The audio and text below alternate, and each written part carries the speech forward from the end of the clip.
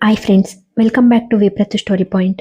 ಸ್ನೇಹಿತರೆ, ನೀವಿವಾಗ ಕೇಳ್ತಾ ಇದ್ದೀರಿ ಆಲಿಸು ಒಮ್ಮೆ ಹೃದಯದ ಮಾತನ್ನು, ಕಥಾ ಸರಣಿಯ 77ನೇ ಭಾಗವನ್ನು. ಮರುದಿನ ಬೆಳಿಗ್ಗೆ ಶೀತಲ್ ಕಣ್ಣು ತೆರೆದಾಗ ಅವಳು ಕೋಣೆಯಲ್ಲಿ ಒಬ್ಬಂಟಿಯಾಗಿದ್ದಳು. ಆಗಷ್ಟೇ ತಾಯಿಯ ಗರ್ಭದಿಂದ ಮೂಡುತ್ತಿದ್ದ ಸೂರ್ಯ ಕಿಟಕಿಯ ಮೂಲಕ ತನ್ನ ಪ್ರಭೆಯನ್ನು ಬೀರುತ್ತಿದ್ದ. ಬೆಡ್ಡಿಂದ ಎದ್ದು ಬಂದ ಶೀತಲ್ ಬಾಗಿಲು ತೆರೆದಳು. ಅವಳು ಹೊರಗೆ ಬರುತ್ತಿದ್ದಂತೆ ಹೂವಿನ ಪರಿಮಳದೊಂದಿಗೆ ಅವಳ ಪಾದವನ್ನು ಮೃದುವಾಗಿ ಏನೋ ಸೋಕಿದಂತಾಯಿತು. ಕೆಳಗೆ ನೋಡಿದಾಗ ಶೀತಲ್ ಇಡೀ ಮನೆಯನ್ನು ನೆಲದಿಂದ ಚಾವಣಿಯವರೆಗೂ ಎಲ್ಲವನ್ನೂ ಹೂಗಳಿಂದ ಅಲಂಕರಿಸಿರುವುದನ್ನು ನೋಡಿದಳು. ಅದನ್ನೆಲ್ಲ ನೋಡಿದಾಗ ಶೀತಲಾಳ ಮುಖದಲ್ಲಿ ನಗು ಮೂಡಿತು. ಅಡಿಗೆ ಮಾಡಲೆಂದು ಅವಳು ಕೆಲವು ಹೆಜ್ಜೆಗಳನ್ನು ಇಟ್ಟಾಗ ನಿತಾರ, ಹೇ ಹೇ ವೇಟ್ ವಧು, ನಾವು ನಿಮ್ಗಾಗಿ ಇಲ್ಲಿದ್ದೀವಿ, ನಾಟಕೀಯವಾಗಿ ಹೇಳಿ ನಕ್ಕಳು. ಶೀತಲ್ ಅವಳತ್ತ ಗೊಂದಲದ ನೋಟ ಬೀರಿದಳು. ನಿತಾರ, ನಿಮ್ಗೆ ಏನ್ ಬೇಕೋ ಅದನ್ನ ನಾವು ನಿಮ್ಮ ಮುಂದಕ್ಕೆ ತಂದು ಕೊಡುತ್ತೇವೆ. ದಯವಿಟ್ಟು ನೀವು ಈಗ ಮಾತ್ರ ನಿಮ್ಮ ರೂಮಿನಲ್ಲಿಯೇ ಇರಿ, ಕೈ ಮುಗಿದಳು. ಅವಳ ಮಾತಿಗೆ ಶೀತಲ್ ಮುಖ ಕೆಂಪು ಕೆಂಪಾಯಿತು. ಆದರೆ ರಾಗ ಎಳೆದಳು. ನಿತಾರ ಶೀತಲಾಳ ಕೈ ಹಿಡಿದು ಅವಳ ರೂಮಿಗೆ ಕರೆದೊಯ್ದಳು. ಅವಳನ್ನು ಬೆಡ್ ಮೇಲೆ ಕೂರಿಸಿದಳು. ಆರಾಧ್ಯ ಅವಳಿಗಾಗಿ ಟೀ ತಂದಳು. ನಿತಾರ, ತೆಗೆದುಕೊಳ್ಳಿ ಎಂದಳು. ಶೀತಲ್ ಮುಗುಳ್ನಗುತ್ತಾ ಟೀಯನ್ನು ತುಟಿಗಳ ಬಳಿಗೆ ಒಯ್ದಳು. ದೂರದಲ್ಲಿ ಅರ್ಧ ತೆರೆದ ಬಾಗಿಲಿನ ಮೂಲಕ ಅಶ್ವಿನ್ ಅವಳನ್ನೇ ನೋಡುತ್ತಾ ನಗುತ್ತಿರುವುದು ಆಕಸ್ಮಿಕವಾಗಿ ಅವಳ ಕಣ್ಣಿಗೆ ಬಿದ್ದಿತು. ಆದರೆ ಅವರಿಬ್ಬರ ಕಣ್ಣುಗಳು ಮಾತನಾಡುವ ಮುನ್ನವೇ ನಿತಾರ ಶೀತಲಾಳ ಮುಂದೆ ಬಂದು ನಿಂತು, ಇದು ತಪ್ಪು, ನೀವಿಬ್ರೂ ಈಗ ಒಬ್ರನ್ನೊಬ್ರು ನೋಡೋ ಹಾಗಿಲ್ಲ ಎಂದು ಹೇಳಿ ಕಣ್ಣು ಕಿರಿದು ಮಾಡಿದಳು. ಅಶ್ವಿನ್ ನಗುತ್ತಾ ಬಾಗಿಲನ್ನು ಮುಂದಕ್ಕೆ ನೂಕಿದ. ಮರುಕ್ಷಣವೇ ಸೀತಾ ಕೈಯಲ್ಲಿ ಮೆಹಂದಿ ಹಿಡಿದು ಅಲ್ಲಿಗೆ ಬಂದು, ಅದ್ಕೆ ನಾನ್ ನಿಮ್ಗೆ ಮೆಹಂದಿ ಹಚ್ತೀನಿ ಎಂದಳು. ಶೀತಲ್ ಏನೋ ಯೋಚಿಸುತ್ತಿರುವಾಗ ನಿತಾರ ಮತ್ತು ಸೀತಾ ಅವಳ ಪಕ್ಕದಲ್ಲಿ ಕುಳಿತು ಅವಳ ಕೈಗಳಿಗೆ ಮೆಹಂದಿ ಹಚ್ಚಲು ಶುರು ಮಾಡಿದರು. ಕೆಲವು ಕ್ಷಣಗಳು ಕಳೆದವು. ಮೂವರ ಮಾತುಕತೆಗಳು ಬಲು ಜೋರಾಗಿಯೇ ಇದ್ದವು. ಅಷ್ಟರಲ್ಲಿ ಅಲ್ಲಿಗೆ ಸುಜಾತ ಮತ್ತು ಸುಮಂಗಲ ಬಂದರು. ಸುಜಾತ ಪ್ರೀತಿಯಿಂದ ಶೀತಲಾಳ ಹಣೆಗೆ ಮುತ್ತಿಟ್ಟರು. ಶೀತಲಾಳ ಕೈಯಲ್ಲಿ ಚಿನ್ನದ ಒಡವೆಗಳು ಮತ್ತು ಕೆಂಪು ಬಣ್ಣದ ಅಲಂಕೃತ ಮದುವೆಯ ಡ್ರೆಸ್ ಅನ್ನು ಇಡುತ್ತಾ, ಇದರಲ್ಲಿ ಪ್ರತಿಯೊಂದು ಬಣ್ಣನೂ ಸುಂದರವಾಗಿ ಕಾಣಿಸ್ತಾ ಇದೆ ಎಂದರು. ಅಲ್ಲಿಗೆ ಬಂದ ಸೌರವ್ ಶೀತಲಾಳ ಮುಖವನ್ನು ನೋಡುತ್ತಾ ಇಂಪಾದ ಒಂದು ಹಾಡನ್ನು ಹಾಡುತ್ತಾ ಸಿಳ್ಳು ಹಾಕಿದ. ಶೀತಲ್ ನಗುತ್ತಾ ತಲೆ ತಗ್ಗಿಸಿದಳು. ಸೌರವ್, ನಾವು 1 ಗಂಟೆಗೆ ಹೊರಡಬೇಕು, ನೀವೆಲ್ಲರೂ ಬೇಗ ಬೇಗ ರೆಡಿಯಾಗಿ, ನಾನು ಸ್ವಲ್ಪ ಹೊತ್ತಿನಲ್ಲೇ ಬರ್ತೀನಿ ಎಂದನು ಅಲ್ಲಿರುವವರನ್ನೆಲ್ಲ ಉದ್ದೇಶಿಸಿ. ಸುಮಂಗಲ, ನೀನೆಲ್ಲಿಗೆ ಹೋಗ್ತಾ ಇದೆಯಾ ಈಗ ಎಂದು ಕೇಳಿದರು. ಸೌರವ್, ಇವತ್ತು ನಮ್ಮ ಹೀರೋ ಮದುವೆ, ನಾಳೆ ನಮ್ಮ ಸೀತಾನ ಬೀಳ್ಕೊಡುಗೆ, ನಾಳೆಯ ಮರುದಿನ ಕಾನ್ಫರೆನ್ಸ್. ಹೋ ದೇವ್ರೇ, ಈ ಕರಡಿ ಯಾವಾಗ ಮಲಗುತ್ತೆ ಹೇಳಿ, ಸಪ್ಪೆ ಮೊಗ ಮಾಡಿ ಸುಮಂಗಲರತ್ತ ನೋಡಿದ. ನಿತಾರ, ಅಂದ್ರೆ ಈಗ ಅವನು ನಿದ್ರೆ ಮಾಡಕ್ ಹೋಗ್ತಾ ಇದ್ದಾನೆ, ಹೋಗಪ್ಪ ಪೀಸಾಗಿ ನಿದ್ರೆ ಮಾಡ್ಕೊ. ಹೌದು, ಇಶಾನಿಯಲ್ಲಿ ನಗುತ್ತಾ ಕೇಳಿದಳು. ಸೀರೆಯ ನಿರಿಗೆಯನ್ನು ಚಿಮ್ಮಿಸುತ್ತಾ ಅಲ್ಲಿಗೆ ಬಂದ ಇಶಾನಿ, ನಾನಿಲ್ಲಿದ್ದೀನಿ ಎಂದು ನಕ್ಕಳು. ನಿತಾರ, ಇಶಾನಿ, ನೀನು ಸ್ವಲ್ಪ ಬೇಗ ಬರಬಹುದಿತ್ತು ತಾನೇ ಆಕ್ಷೇಪಿಸಿದಳು. ಇಶಾನಿ, ನಾನು ಪಾಪುನ ಅಮ್ಮನ ಹತ್ರ ಬಿಟ್ಟು ಬಂದೆ ನಿತಾರ, ಅದಕ್ಕೆ ಲೇಟ್ ಆಗೋಯ್ತು ಕಾರಣ ಹೇಳಿದಳು. ಸುಮಂಗಲ, ಈಗ ನೀವೆಲ್ಲರೂ ಮೆಹಂದಿಯನ್ನ ಬೇಗ ಹಚ್ಚಿ ಮುಗಿಸಿ, ಆಗ ಮಾತ್ರ ಅದು ಒಣಗೋಕೆ ಸಮಯ ಸಿಗುತ್ತೆ, ಹಾಗೇನೆ ಬಣ್ಣ ಕೂಡ ರಂಗಾಗುತ್ತೆ ಸಲಹೆ ಕೊಟ್ಟರು.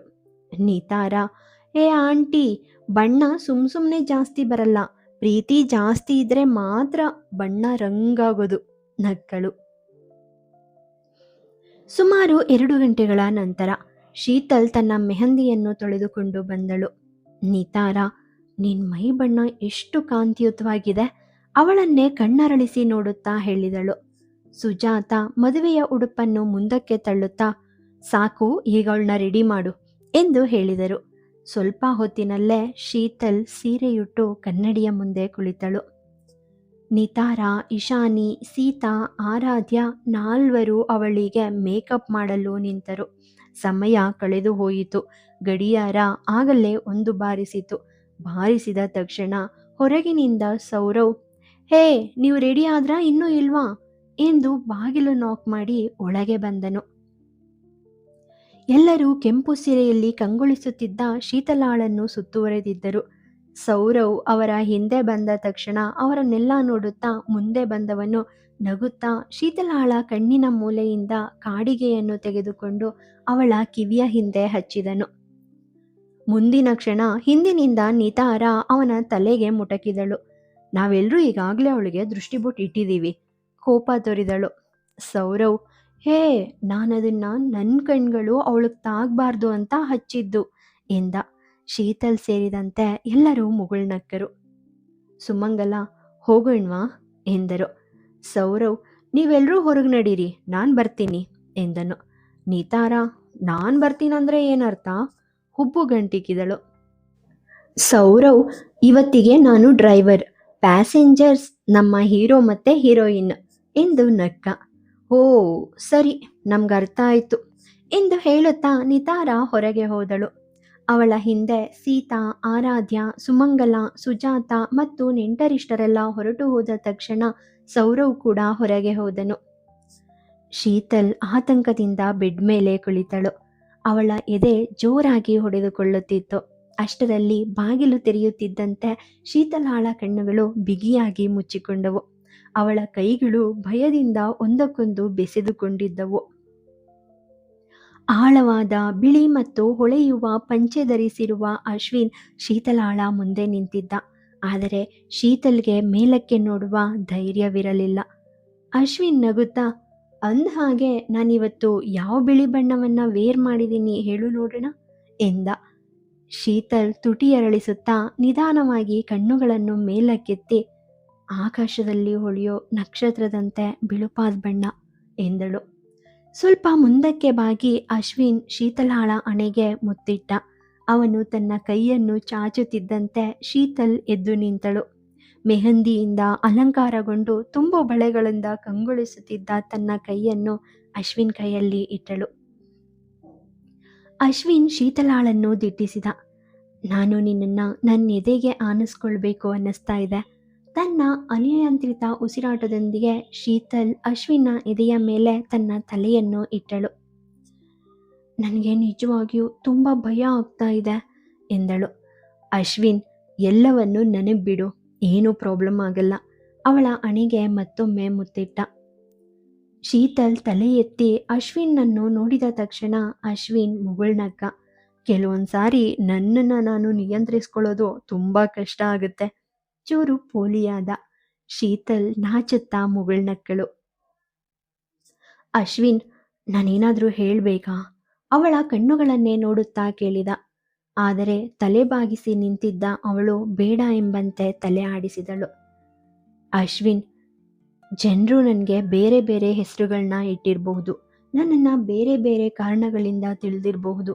ಆದರೆ ನನ್ನ ಈ ಅಸ್ತಿತ್ವ ನಿನ್ನಿಂದನೇ ಆಗಿದೆ ಶೀತಲ್.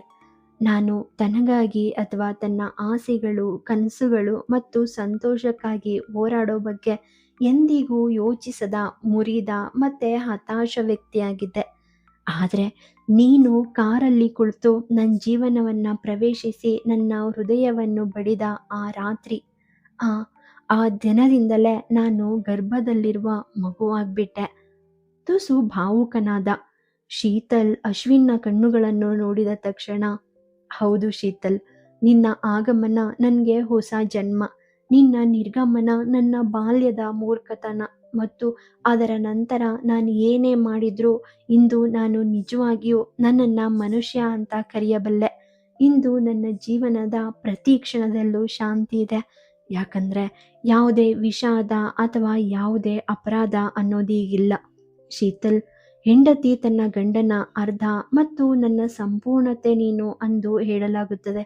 ನಿನ್ನೊಂದಿಗೆ ಕಳೆದ ಸಮಯ ನನಗೆ ಎಷ್ಟು ಅಮೂಲ್ಯವಾಗಿದೆಯೋ ಅಷ್ಟೇ ಅಮೂಲ್ಯವಾಗಿದೆ. ಅದು ಒಂದು ಕ್ಷಣ, ಇಡೀ ಜೀವನವು ಅಷ್ಟೇ ದೀರ್ಘವಾಗಿರುತ್ತದೆ. ನಾನು ನಾನು ನಾನು ನಿನ್ನನ್ನು ತುಂಬ ಪ್ರೀತಿಸ್ತೀನಿ. ಗಂಟಲುಬ್ಬಿತ್ತು ಅವನದು. ಶೀತಲ್ ನಗುತ್ತಾ ಅಶ್ವಿನನ್ನು ಮತ್ತೊಮ್ಮೆ ಅಪ್ಪಿಕೊಂಡಳು. ಈಗ ಇದೆಲ್ಲ ಮಾತು ಬೇಡ, ಇಲ್ಲದಿದ್ದರೆ ನಾನು ಮತ್ತೆ ಅಳ್ತೀನಿ ಅಷ್ಟೆ. ಮತ್ತೆ ನಿತಾರ ನನಗೆ ಬೆದರಿಕೆ ಹಾಕಿದಾಳೆ ಬೇರೆ ಎಂದು ಮುಖ ಊದಿಸಿದಳು. ಏನಂತ ತಕ್ಷಣ ಕೇಳಿದ. ಮೇಕಪ್ ಮಾಡಿದೀನಿ, ಅತ್ತು ಹಾಳ್ ಮಾಡ್ಕೊಂಡ್ರೆ ಡೈಲಿ ನಾನೇ ಮೇಕಪ್ ಮಾಡ್ತೀನಿ ಅಂತ ಎಂದು ನಕ್ಕಳು. ನಗುತ್ತಾ ಅಶ್ವಿನ್ ಶೀತಲಾಳ ಕೈ ಹಿಡಿದ. ಶೀತಲ್ ಇನ್ನೊಂದು ಕೈಯಿಂದ ತನ್ನ ನೆರಿಗೆಗಳನ್ನು ಹಿಡಿದುಕೊಂಡು ಅಶ್ವಿನ್ ಜೊತೆ ಹೊರಗೆ ಬಂದಳು.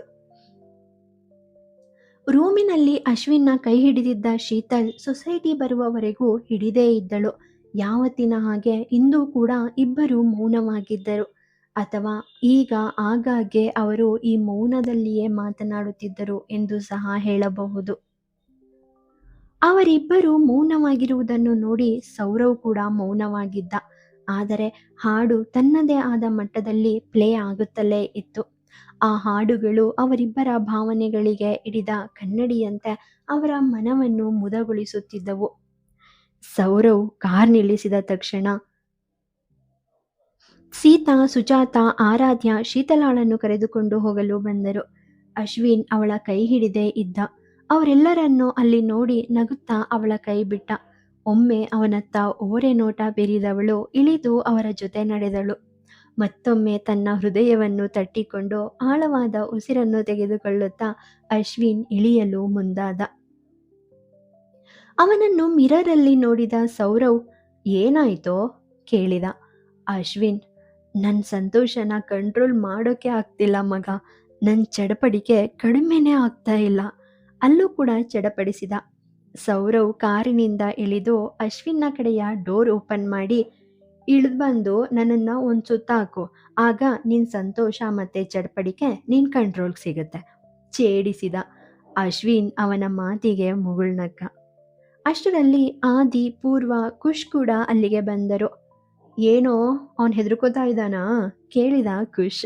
ಸೌರವ್, ಅವನಿಗೆ ಸಂತೋಷನ ಕಂಟ್ರೋಲ್ ಮಾಡ್ಕೊಳ್ಳೋಕೆ ಆಗ್ತಾ ಇಲ್ವಂತೆ ಮಗ ನಕ್ಕ. ಆದಿ, ಬಹಳ ಸಮಯದ ನಂತರ ಅವನ ಜೀವನದಲ್ಲಿ ಒಂದೊಳ್ಳೆ ಕಾರ್ಯ ನಡೀತಾ ಇದೆ, ಅದಕ್ಕಾಗಿನೇ ಹೀಗೆಲ್ಲ ಆಗ್ತಾ ಇರೋದು ಎಂದ. ಸೌರವ್, ಇಲ್ಲಿ ಕೇಳು, ಪುರೋಹಿತರಿಗೆ ಸ್ವಲ್ಪ ಹಣ ಕೊಡು, ಮದುವೆಯ ವಿಧಿಗಳನ್ನ ಬೇಗನೆ ಮಾಡಿ ಅಂತ ಹೇಳು ಎಂದ. ಆದಿ, ಅವ್ರು ಹೇಗಂದ್ರೂ 5 ಗಂಟೆಯೊಳಗೆ ಮದುವೆ ವಿಧಿಗಳನ್ನ ಮಾಡಿ ಮುಗಿಸ್ತಾರೆ ಮಗ ಎಂದ. ಅಶ್ವಿನ್ ಕಡೆ ನೋಡುತ್ತಿರುವ ಸೌರವ್, ಯೋಚನೆ ಮಾಡಬೇಡ, ನಾನೆಲ್ಲಾನು ನೋಡ್ಕೊಳ್ತೀನಿ ಎಂದು ಸಮಾಧಾನಿಸಿದ. ಅಶ್ವಿನ್, ಅದಕ್ಕಾಗಿ ನೀನು ಸ್ವಲ್ಪ ಒಳಗೋಗ್ಬೇಕಾಗುತ್ತೆ ಆಯ್ತಾ ಎಂದ. ಆದಿ, ಅವನನ್ನ ನೋಡಿದ್ ಯಾರಾದರೂ ಹೇಳ್ತಾರಾ ಅವನು ಶೀತಲ್ ಇಲ್ಲದೆ 5 ವರ್ಷಗಳನ್ನ ಕಳೆದಿದ್ದಾನೆ, ಮತ್ತೆ ಈಗ ಅವನಿಗೆ 5 ನಿಮಿಷಗಳನ್ನು ಸಹಿಸೋಕ್ ಸಾಧ್ಯ ಇಲ್ಲ ಅಂತ ಎಂದು ನಕ್ಕ. ಅಶ್ವಿನ್ ಮುಖದಲ್ಲಿ ಮೂಡಿದ ನಗುವನ್ನು ಮರೆಮಾಚುತ್ತಾ, ಮದ್ವೆ ಒಂದು ಮುಗಿಲಿ ಮಗನೆ, ಆಮೇಲೆ ನೀನು ಕೊಲೆನೇ ಮಾಡ್ತೀನಿ ನಾನು ಎಂದ. ಸೌರವ್, ನೀನ್ ಬಾ ಮಗ, ಒಳಗೋಗ್ಬೇಕು ಎಂದು ಹೇಳುತ್ತಾ ಅಶ್ವಿನ್ ತೋಳನ್ನು ಹಿಡಿದುಕೊಂಡು ಒಳಗೆ ಕರೆದೊಯ್ದ. ಹಸಿಮಣೆ ಮೇಲೆ ಅಶ್ವಿನ್ ಮತ್ತು ಶೀತಲಾಳನ್ನು ಕೂರಿಸಲಾಯಿತು. ಕನ್ಯಾದಾನಕ್ಕಾಗಿ ಸುಜಾತ, ಅನಿಲ್ ಅಲ್ಲಿ ಕುಳಿತರು. ವಿಶ್ವಾಸ್, ಶಿರಿಕಾ, ಆದಿ, ನಿತಾರ, ಪೂರ್ವ, ಕುಶ್, ವಂಶಿ, ದೇವಿಶಂಕರ್, ಸುಮಂಗಲ, ಇಶಾನಿ ಎಲ್ಲರೂ ಹಿಂದೆ ನೆಲದ ಮೇಲೆ ಹರಡಿದ್ದ ಶಾಮಿಯಾನದ ಮೇಲೆ ಕುಳಿತಿದ್ದರು. ಆದರೆ ಶ್ರೀಧರ್, ಸೌರವ್, ಸೀತಾ, ಆರಾಧ್ಯ ಎಲ್ಲ ವ್ಯವಸ್ಥೆಗಳನ್ನು ನೋಡಿಕೊಳ್ಳುತ್ತಿದ್ದರು. ಆಗ ಎಲ್ಲರಿಗೂ ನೀರು ಕೊಡುತ್ತಿದ್ದ ಸೀತಾ ದೂರದಲ್ಲಿ ನಿಂತಿದ್ದ ಭಯ್ಯನನ್ನು ನೋಡಿದಳು. ಮರುಕ್ಷಣ ನಗುತ್ತಾ ಸೀತಾ ನೀರಿನ ಲೋಟಗಳನ್ನು ತುಂಬಿದ್ದ ಟ್ರೇ ಅನ್ನು ಆರಾಧ್ಯಳಿಗೆ ಕೊಟ್ಟು ಭಯ್ಯ ಕಡೆಗೆ ಹೋದಳು. ಸೀತಾ ತನ್ನ ಕಡೆಗೆ ಬರುತ್ತಿರುವುದನ್ನು ನೋಡಿದ ಭಯ್ಯನಿಗೆ ಒಂದು ಕ್ಷಣ ಸ್ವಲ್ಪ ವಿಚಿತ್ರವೆನಿಸಿತು ಮತ್ತು ಅವನು ಸುತ್ತಲೂ ನೋಡಲಾರಂಭಿಸಿದ. ಆದರೆ ಅವನ ಮತ್ತು ಸೀತೆಯ ನಡುವಿನ ಅಂತರ ಕಡಿಮೆಯಾದಾಗ ಅವನು ತನ್ನ ಮುಖಭಾವಗಳನ್ನು ಸಾಮಾನ್ಯಗೊಳಿಸಿದ. ಸೀತಾ ಭಯ್ಯನ ಮುಂದೆ ಬಂದು ನಿಂತು ಮುಗುಳ್ನಗುತ್ತಾ, ಅಣ್ಣ ಮತ್ತೆ ಅತ್ತಿಗೆ ಅವ್ರ ಪ್ರೀತಿ ಮತ್ತು ತಪಸ್ಗೆ ನಾವೆಲ್ಲರೂ ಸಾಕ್ಷಿಗಳು, ಅದಕ್ಕಾಗಿನೇ ಅಂಥ ಸಂದರ್ಭದಲ್ಲಿ ನಾವು ಅವ್ರ ಪ್ರಯಾಣಕ್ಕೆ ಸಾಕ್ಷಿಗಳಾಗಿ ಅವ್ರ ಜೊತೆ ನಿಂತಿದ್ದೀವಿ. ನೀವು ಅಣ್ಣನನ್ನ ನಿಮ್ಮ ದಾದ ಅಂತ ಪರಿಗಣಿಸಿದ್ರೆ ನಿಮ್ಮ ದಾದಾನ ಸಂತೋಷದಲ್ಲಿ ನೀವು ಸಹ ಪಾಲ್ಗೊಳ್ಬೇಕು ಅಂತ ನಿಮ್ಗನ್ಸೋದಿಲ್ವಾ ಎಂದಳು. ಮೊದಲನೆಯದಾಗಿ ಸೀತಾಳ ಶಾಂತ ನಗು ಮತ್ತು ಅದರ ಜೊತೆಗೆ ಅವಳ ನಿಖರವಾದ ಮಾತುಗಳು. ಯಾರಾದರೂ ತಾನೇ ಹೇಗೆ ಅವಳ ಜೊತೆ ವಾದಿಸಬಹುದು? ಸೀತಾ, ಬನ್ನಿ, ಎಂದು ಹೇಳಿ ಮುಂದಿನ ದಾರಿ ತೋರಿಸಲು ಶುರು ಮಾಡಿದಳು. ಮುಂದಿನ ಕ್ಷಣ ಭಯ್ಯ ಮಂಟಪದ ಸ್ಥಳವನ್ನು ತಲುಪಿದ. ಹಸೆಮಣೆಯ ಮೇಲೆ ಕುಳಿತಿದ್ದ ಅಶ್ವಿನ್ ಅವನನ್ನು ನೋಡಿದಾಗ ಮುಗುಳ್ನಕ್ಕು ತನ್ನ ಬಳಿಗೆ ಬರುವಂತೆ ಸನ್ನೆ ಮಾಡಿದ. ಆದರೆ ನಕ್ಕ ಭಯ್ಯ ತಾನು ಇಲ್ಲೇ ಇರುವುದಾಗಿ ಹೇಳಿದ. ಈ ಸಮಯದಲ್ಲಿ ಶೀತಲಾಳ ಕಣ್ಣುಗಳು ಸಹ ಭಯ್ಯನ ಮೇಲೆ ಬಿದ್ದವು. ಅದಕ್ಕೆ ಪ್ರತಿಯಾಗಿ ಭಯ್ಯ ತನ್ನ 2 ಕೈಗಳನ್ನು ಮುಗಿದು ತುಸು ಬಾಗಿದನು. ಶೀತಲ್ ಮುಗುಳ್ನಕ್ಕಳು. ಭಯ್ಯ ತನ್ನ ಹಿತವಾದ ಭಾವನೆಗಳನ್ನು ಅನುಭವಿಸಲು ಪ್ರಯತ್ನಿಸುತ್ತಿದ್ದಾಗ ಶೀತಾ ಅವನ ಮುಂದೆ ಒಂದು ಲೋಟ ನೀರನ್ನು ಇರಿಸಿ, ಇದು ಅಣ್ಣನ ಮದ್ವೆ, ಇದು ತುಂಬಾ ಸಂತೋಷದ ಸಮಯ, ಅದಕ್ಕೋಸ್ಕರ ನೀವಳೋದು ಅಷ್ಟು ಚೆನ್ನಾಗಿರಲ್ಲ, ಮುಖ ಅರಳಿಸಿದಳು. ಭಯ್ಯ ಆಶ್ಚರ್ಯಚಕಿತ ಕಣ್ಣುಗಳಿಂದ ಸೀತಾಳನ್ನು ನೋಡಿದ ತಕ್ಷಣ ಸೀತಾ ನಗುತ್ತಾ, ನೀನು ಅದೇ ಯೋಚನೆ ಮಾಡ್ತಿದೀಯಾ? ಸೀತಾಗೆ ಇದೆಲ್ಲ ಹೇಗ್ ಗೊತ್ತು ಅಂತ ಅಲ್ವಾ? ಹೇ, ಸೀತಾಗೆ ಎಲ್ಲನೂ ಗೊತ್ತು. ಭುಜ ಹಾರಿಸಿದಳು. ಭಯ್ಯ ಇನ್ನೂ ಕೂಡ ಶಾಕಲ್ಲಿ ಬಾಯಿ ತೆರೆದೇ ಇದ್ದ. ಸೀತಾ, ಈಗ ನೀರು ಕುಡೀರಿ, ಯಾಕಂದ್ರೆ ಒಂದು ಗ್ಲಾಸ್ ನೀರು ಕೂಡ ನಿಮ್ಗೆ ಏನು ಮಾಡೋಕ್ ಸಾಧ್ಯ ಇಲ್ಲ ಎಂದಳು. ಭಯ್ಯ ನೀರನ್ನು ಗುಟುಕರಿಸುತ್ತಿದ್ದಂತೆ ಅವನಿಗೆ ಇನ್ನೂ ಒಂದು ಗ್ಲಾಸ್ ನೀರು ಬೇಕು ಎಂದು ಅನಿಸಿತು. ಸೀತಾ ಅವನಿಗೆ 2ನೇ ಗ್ಲಾಸ್ ನೀರು ಕೊಟ್ಟು, ತಗೊಳ್ಳಿ ಎಂದಳು. ಮರುಕ್ಷಣ ಭಯ್ಯ ಅದನ್ನು ಕೂಡ ಖಾಲಿ ಮಾಡಿದ. ಸೀತಾ, ಈಗ ನೀವು ಇಲ್ಲಿ ಕುಳಿತುಕೊಳ್ಳಿ, ಯಾಕಂದ್ರೆ ಅಣ್ಣ ನಿಮ್ಮನ್ನ ಪದೇ ಪದೇ ನೋಡ್ತಾನೆ ಇರ್ತಾನೆ ಅಂತ ಈ ಸೀತಾಗೆ ತಿಳಿದಿದೆ. ಕಣ್ಣು ಮಿಟುಕಿಸಿದಳು. ಅಶ್ವಿನ್ನ ಕಣ್ಣುಗಳು ಮತ್ತೊಮ್ಮೆ ತನ್ನ ಮೇಲೆಯೇ ಇರುವುದನ್ನು ಭಯ್ಯ ನೋಡಿದ. ಮರುಕ್ಷಣ ಅವನನ್ನು ನೋಡಿದ ಅಶ್ವಿನ್ ನಗುತ್ತಿದ್ದ. ಥ್ಯಾಂಕ್ ಯು ಸೋ ಮಚ್ ಈ ಚಾನಲ್ನ ವಿಸಿಟ್ ಮಾಡಿದ್ದಕ್ಕೆ. ಹೀಗೆ ಸಪೋರ್ಟ್ ಮಾಡ್ತಾ ಇರಿ ಅಂತ ಕೇಳ್ತಾ ಇವತ್ತಿಗೆ ಈ ಕಥೆನ ಮುಗಿಸ್ತೀನಿ. ಸಿಗೋಣ ಮುಂದಿನ ಸಂಚಿಕೆಯಲ್ಲಿ. ಅಲ್ಲಿವರೆಗೂ take care, love you all, bye bye. Sorry, it's DJ.